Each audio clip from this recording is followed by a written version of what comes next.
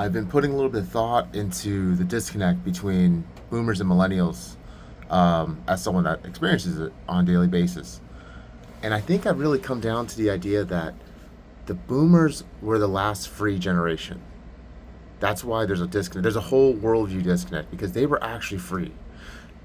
So millennials and Gen Z specifically, I think, have been institutionalized their entire lives. Prior to the internet taking over everything, there just was always more control systems, monitoring that was happening for our generations. As soon as everything went digital, think about how many terms and conditions we've all signed without ever thinking about it.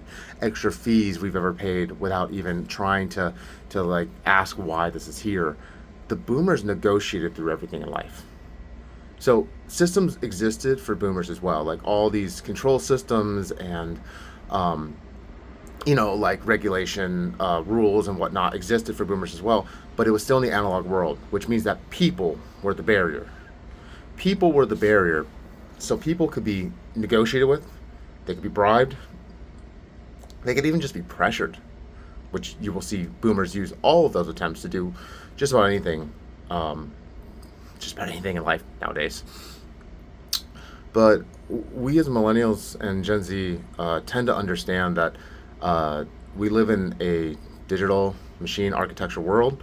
The machine cannot be negotiated with, it cannot be bought off, it cannot be pressured. The whole world just runs on machines now, and we understand that we just must comply. The boomers are always like, how do I work my way around this? Whereas our generations are much more like, how do I comply? I know I leave Gen X out in this because I think Gen X is actually the most interesting generation. There's a transitional generation. That's why I think they have the hardest like situation of all of us, because essentially the Gen Xers were just, the rules changed on them so rapidly from what I mean, birth to adulthood. It must be very, I can see why a lot of them are having identity crisis in some sense. Because I always say that there's a very strong boomer archetype. We all kind of know what it is.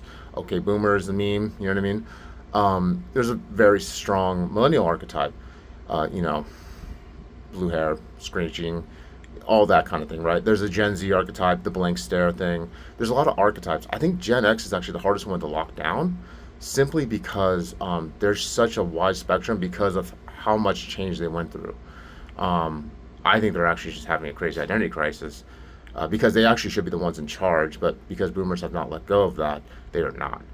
But yeah, I think I've been experiencing this specifically because I've been helping my father move internet phone carriers, and we all know how much of a nightmare that is. But the boomers always lead with trying to pull like one of their human negotiation roles, right? For him, it's pressure, and it is not working because the machine is what it is, and a lot of us millennials and Gen Z just understand to comply. The boomers do not understand comply. Their whole nature was to fight back.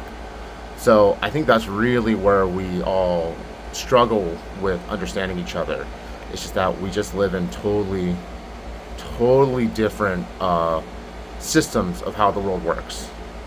And this is why we just kind of look at each other with almost disgust, because someone just doesn't understand how the world works, in your opinion. And think of how frustrating it is to deal with every day.